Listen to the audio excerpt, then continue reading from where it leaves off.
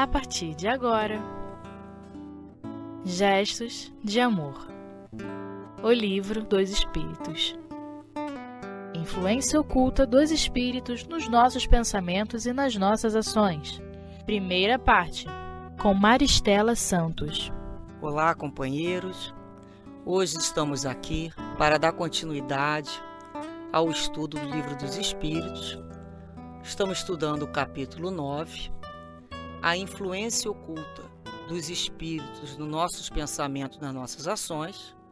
Vamos estudar e abordar da questão 459 até a 464. Que Jesus nos ampare, que os nossos guias e mentores nos inspirem e que possamos todos, junto a esse estudo, cada vez mais aprendermos a distinguir a influência desses espíritos em nossas vidas. Kardec já usou como título a influência oculta dos espíritos. Ou seja, quando a gente fala influência oculta, é porque os espíritos podem tanto nos influenciar ostensivamente como ocultamente. O que a gente chamaria de uma influência ostensiva? Quando ele registra, quando ele manda a mensagem, o recado dele, através da psicografia, através de uma psicofonia, ou seja, ele se fez perceber ostensivamente a influência dele. O que é influência? A forma como ele pensa. A gente vê naquela mensagem o pensamento do espírito, ou seja, a influência dele ali naquele momento, de uma forma ostensiva. E a oculta, ela funciona dentro dos nossos pensamentos, nas nossas ações. Às vezes a gente acredita, que nós passamos a vida decidindo as coisas sozinhos. E na questão 459, Kardec perguntou: os espíritos influem nos nossos pensamentos e nas nossas ações? Resposta: sob esse aspecto, a influência deles é maior do que imaginais, pois com muita frequência são eles que vos dirigem. Reparemos então que é maior do que a gente imagina essa influência oculta, que a gente pode dizer de influência oculta do espírito. A gente começa a lembrar como é que vai ocorrer essa comunicação se ela é oculta. Como é que eu sei que houve, que ocorreu essa comunicação? Primeiramente, vamos recordar que todos nós estamos inseridos dentro de um oceano de fluidos. Fluido cósmico universal, a substância básica da criação. E esses fluidos, eles na realidade são transportes, são veículos que carregam os nossos pensamentos. Então o espírito, tanto o encarnado quanto o desencarnado, ele irradia, ele tem a capacidade de irradiar os seus pensamentos com o teor, com esse teor qualitativo desse pensamento. É uma irradiação de bons pensamentos ou uma irradiação de pensamentos ainda muito inferiores. Então, na realidade, esses fluidos que nos envolvem a todos vai estabelecer entre esses espíritos a comunicação. Então, ela vai funcionar, o fluido é o canal. É ele, existe alguém querendo passar uma mensagem, o emissor, há o receptor que vai receber essa mensagem, e tem o canal. O canal é o fluido, é a forma, poderia ir por telefone, uma mensagem falada, poderia ir pela televisão, mas vai por qual canal? Fluido. Então a gente começa a perceber que nós não estamos, quando encarnados, fechados dentro de uma caixa. A gente irradia o nosso pensamento por todos os lados. E esses pensamentos saem com essas características e os fluidos os transportam. Isso é muito interessante, porque não há choque de um pensamento com o outro. Eles são transportados para um momento, para o local certo, de acordo com aquela afinidade, com aquela vibração parecida. Ele se atrai nas suas similitudes. E a gente tem que lembrar outra questão do fluido, que o fluido ele é neutro. Ele não tem nenhuma qualificação. Primeiramente, ele é neutro. Quem dá essa qualificação ao fluido somos nós. Então, quando nós nos encontramos numa casa que tenha preocupação com os pensamentos, que desenvolve a oração, a prece, as palavras edificantes, esses pensamentos que irradiamos, nesse nível de vibração, né, como a gente poderia dizer assim, nessa qualificação de nobreza, todo aquele ambiente será, né, aqueles fluidos daquele ambiente, saturado por esse tipo de irradiação benevolente, tranquila, de fé, de confiança. Da mesma maneira, se um ambiente, as pessoas ali se encontram sempre brigando, em desequilíbrio, em desarmonia, ou um ambiente de muita viciação, elas pensam assim, por isso que elas estão ali, elas irradiam aquele teor de pensamento. Logo, o fluido daqueles ambientes serão de acordo com aquelas pessoas. Por isso que as pessoas falam, cheguei num ambiente, me senti mal. Cheguei num outro ambiente, senti bem. O que é isso? O que ela percebeu? Ela percebeu a influência desse fluido.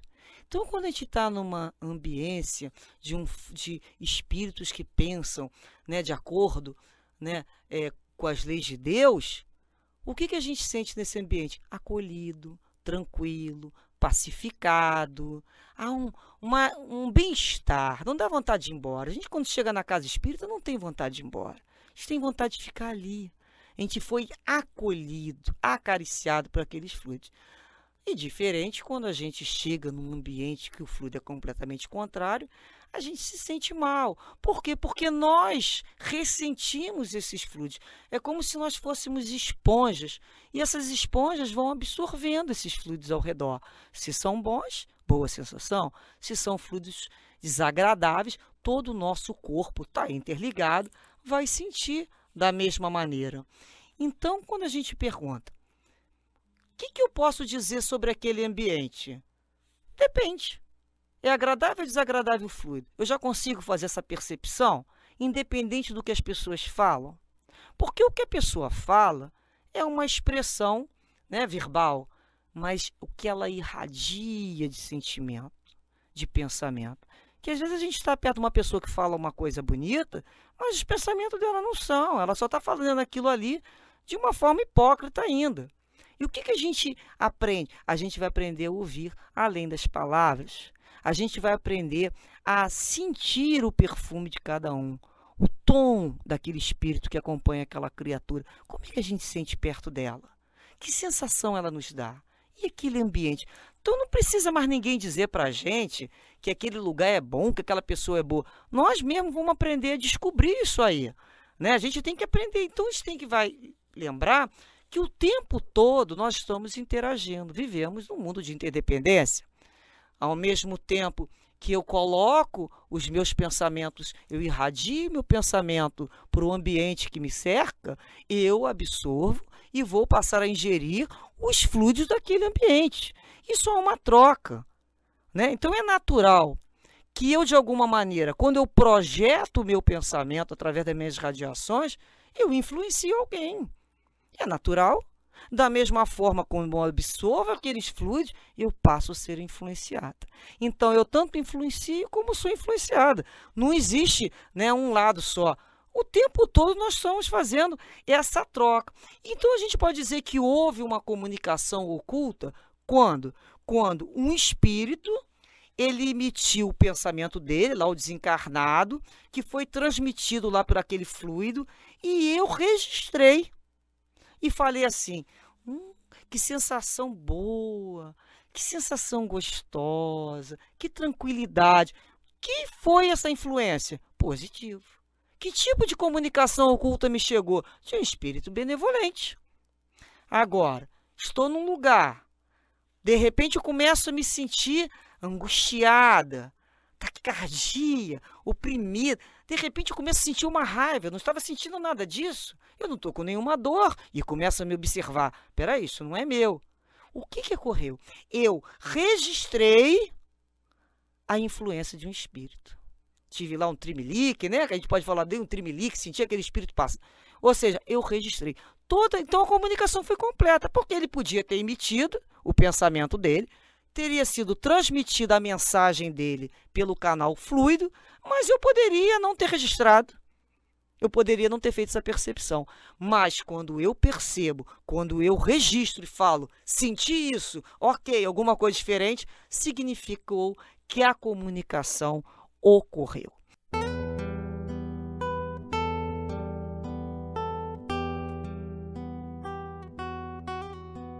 Gestos de amor.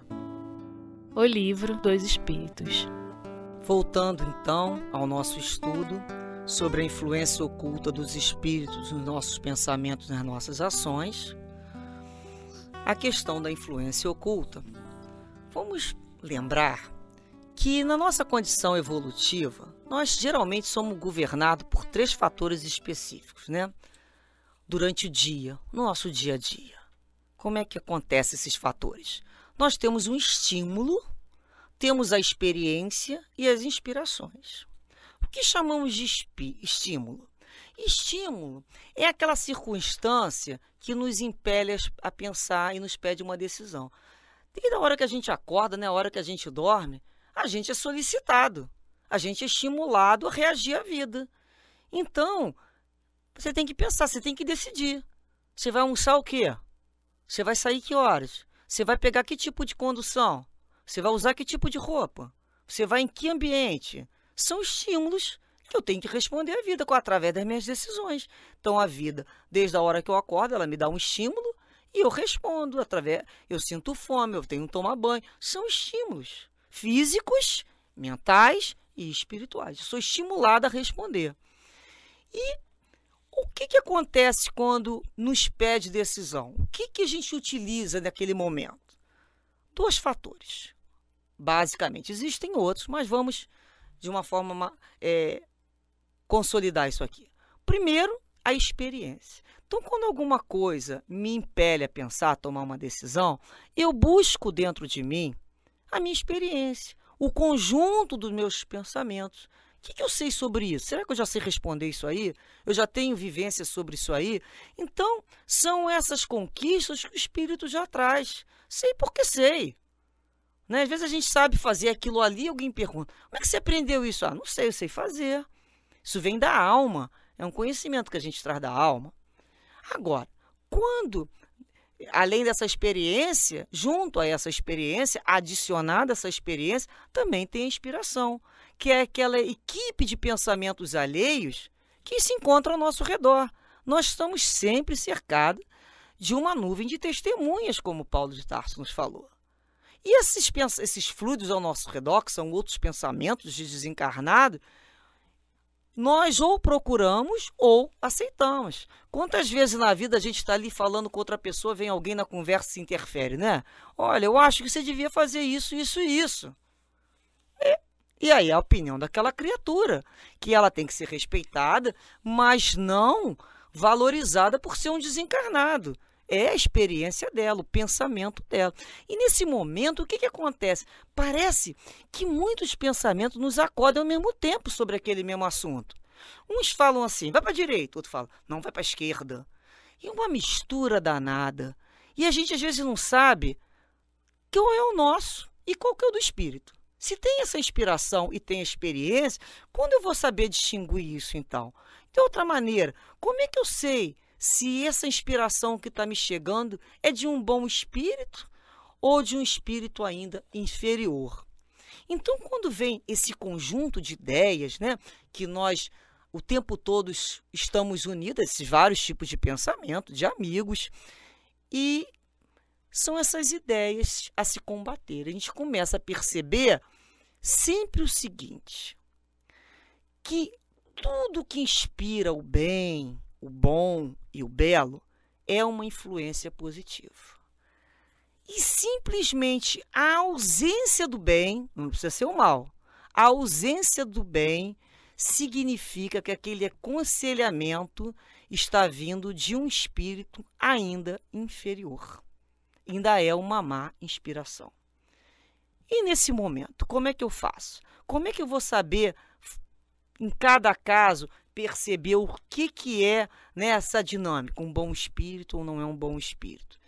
O espírito, quando ele atua no indivíduo, que ele quer mesmo envolver com a opinião dele, né, o perispírito dele envolve com o nosso perispírito como se fosse um manto, né? Ele vai como se interpenetrando os fluidos, os pensamentos vão se associando, as vontades, e os dois chegam mesmo a se confundir.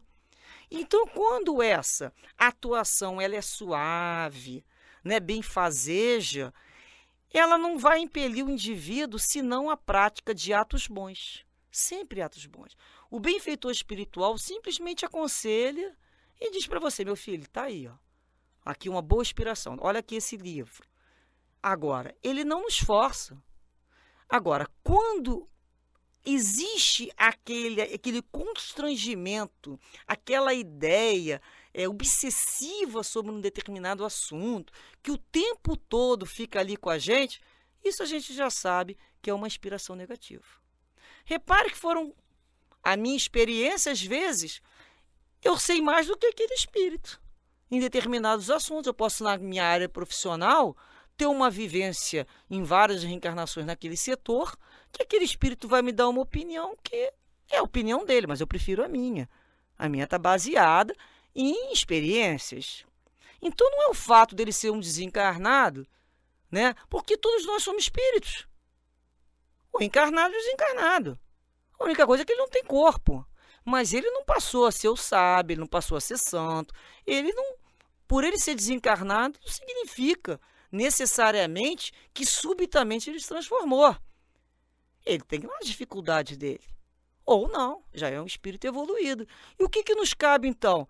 Fazer essa percepção, né? Discernir essas ideias e pensar assim, olha, esse primeiro, será que é meu? Geralmente, a gente fala assim, quando o pensamento é sugerido, é como uma voz que nos fala, né? E os nossos pensamentos, geralmente, é um impulso. Então, também não interessa, a gente começa a sentir assim, será que essa ideia é minha ou do espírito? É uma ideia boa? Que importa, vamos adiante, nós estamos trabalhando junto mesmo. Ninguém pensa sozinho, a gente está sempre pensando junto com aquela equipe que está com a gente. A gente, na realidade, representa a ideia de um grande grupo. Às vezes a gente acha que a gente é original, que aquela ideia é minha. Não, de maneira nenhuma. Nós estamos dentro de um fluido que está todos os pensamentos. E nós captamos esses pensamentos. De uma certa maneira, a gente faz uma colagem, né, nos nossos. A gente pega o que é bom de um, bom de outro, e vai colando aquilo que nos assemelha. E a gente começa, né, a perceber que temos que estudar o quê? Esse tom. Distinguir essa influência. Isso é o que precisa. Discernir a boa da má inspiração. Discernir aquele tom psíquico daquela ideia. Eu tenho livre-arbítrio. Todos nós fizemos a conquista do livre-arbítrio. Podem vir 10 pessoas na minha vida dar opinião. Até interferir de uma forma mais incisiva.